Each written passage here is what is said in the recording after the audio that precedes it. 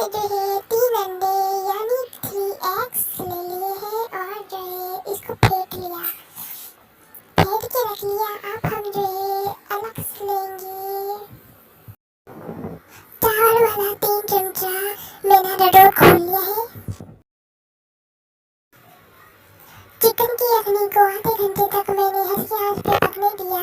और जो है आप कोई सा भी चिकन ले सकते हैं, डजंट मैटर। अगर आप जो है हड्डी वाला लेंगे तो ज़्यादा अच्छा है, यखनी भी अच्छी बनती है। और हमने वो घुला हुआ ये मैदा रोट डाल लिया है इसमें बॉयल आ गया था।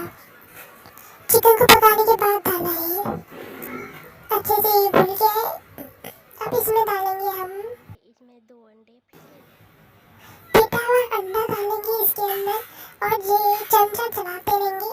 जैसे डालेंगे फ़ौरन चमचा चलाएंगे ताकि जो है ये सब में खुल जाए और एक बाजार वाला क्रॉस सूप का हमारे पास लुक आ जाए। देखिए लग रही है ना बिल्कुल बाजार वाली क्रॉस सूप की लुक।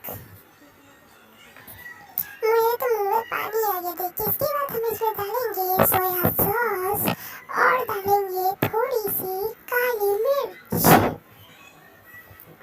बाकी हम ये सर्व करेंगे तब डालेंगे। पकते हुए इसमें और चलते हैं फाइनल लुक की तरफ।